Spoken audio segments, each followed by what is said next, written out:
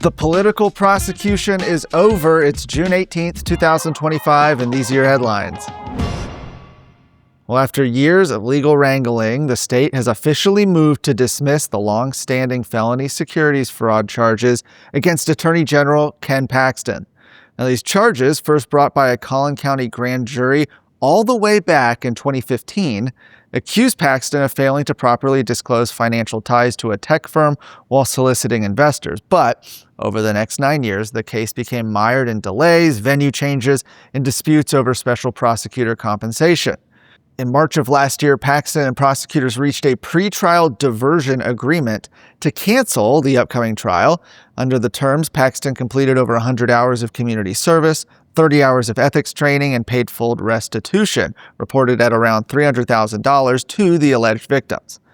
At the time, Paxton's attorney Dan Cogdill emphasized that the deal included no admission of guilt. He said there's no admission of any wrongdoing on Ken's part in the agreement because there was no wrongdoing. Today, State District Judge Andrea Beal formally accepted the dismissal of the 3 felony indictments, closing the case for good.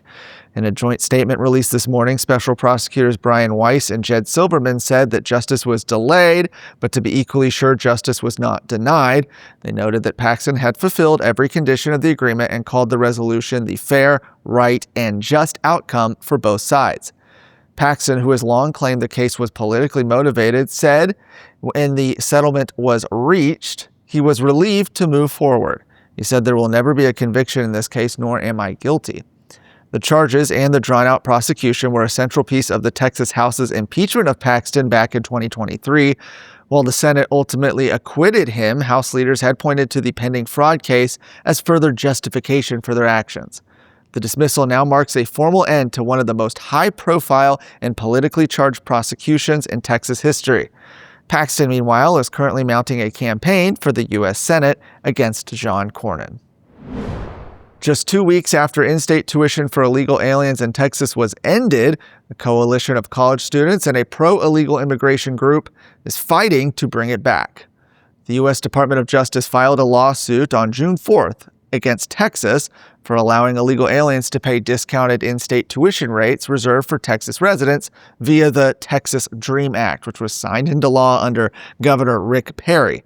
Well, hours after that lawsuit was announced, Texas settled with the DOJ and agreed not to offer discounted tuition to illegals. On June 11th, Students for Affordable Tuition, a group of Texas college students who are in the United States illegally, filed a motion to intervene, opposing the deal.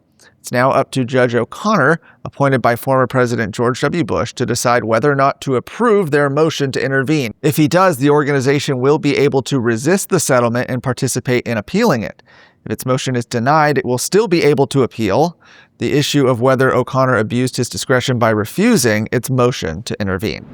Do you feel increasingly isolated? Like the world has gone insane and you are part of one small, clear-headed remnant? Let me be the first to tell you, you're not alone.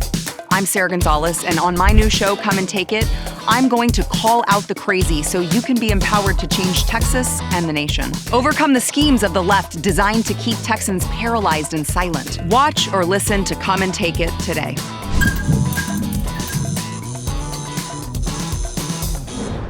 Finishing up our trio of legal stories today, the U.S. Supreme Court has tossed out Texas's legal fight to stop the feds from storing nuclear waste in West Texas, dealing a blow to state leaders who say the plan is dangerous and illegal.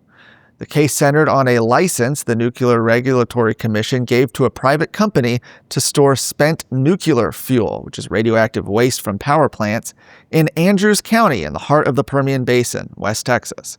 Attorney General Ken Paxton and Governor Greg Abbott both fought the plan, saying it puts the state environment, economy, and national security at risk. Well, in a 6-3 ruling, the court declined to weigh in on whether the federal government has the authority to authorize such storage projects.